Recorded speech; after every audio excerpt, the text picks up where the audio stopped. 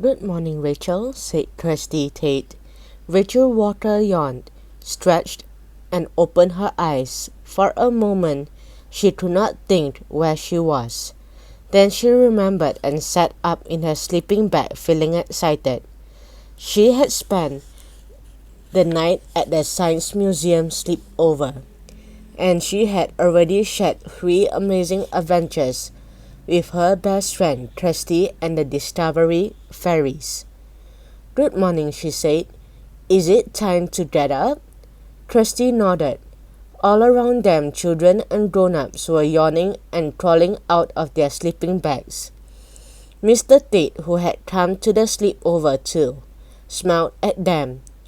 "Let us go and find some breakfast," he said. Still in their pajamas, the girls rolled up their sleeping bags and followed Mr. Tate to the far end of the Discovery Space Gallery. A table had been set up with bowls of cereal, fruit, toast, and juice. "Keep an eye out for Elsie the Engineer Fairy," Kirsty said in a low voice. "Jack Frost still has a magical notebook. I hope we can help her before it is time for us to go home." The night before, the girls had met the Discovery Fairies and heard about their troubles. Jack Frost had stolen their precious magical notebooks. Without the notebooks, no one in the human or fairy world would be able to make new discoveries. They had managed to find 3 of the notebooks, but one was still missing. "We need to tell the museum staff about the hidden gallery we found," Rachel remembered. During their midnight adventure, the girls had found a secret room full of long-lost exhibits. "Yes, but let us have some breakfast first," said Kirsty. "My tummy is rumbling." As they were finishing their food, a young man in a museum uniform hurried into the gallery. "Good morning, everyone," he said. "I am Ben, and I will be your guide this morning.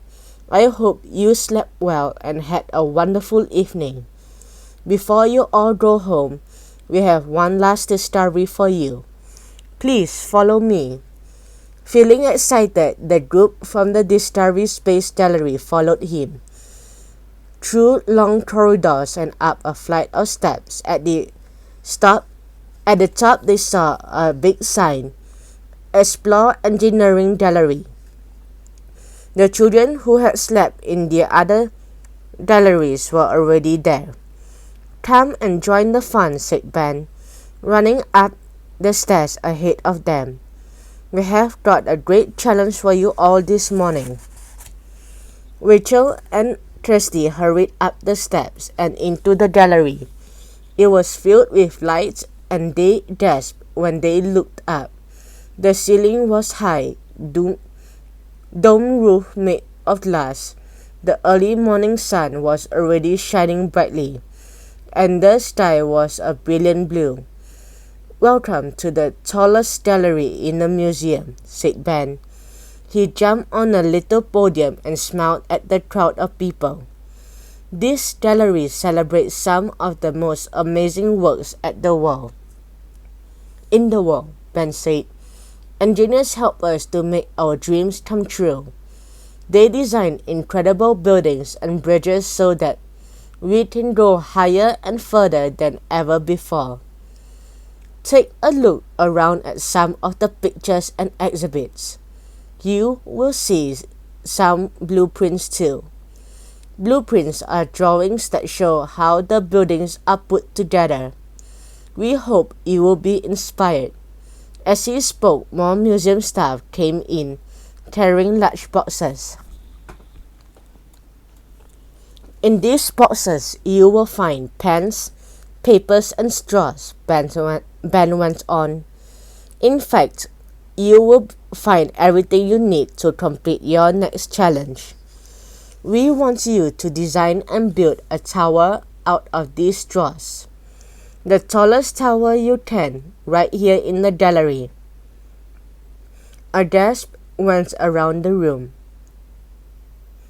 "How long have we got?" thought a boy. It is an hour before the museum opens to the public, Ben said. Whoever has the tallest tower when the door opens will be the winner. Ready? Dad said. Go. Rachel squeezed Krusty's hand. There are some pictures of the Eiffel Tower over here, she said, pulling her best friend over to the far wall. Maybe we could get some ideas from that. The gallery echoed with excited chatter and laughter. Everyone was rushing around to look at the exhibits. I have got a super tower design, someone in a loud, boastful voice on the other side of the gallery. Mine is going to be the best.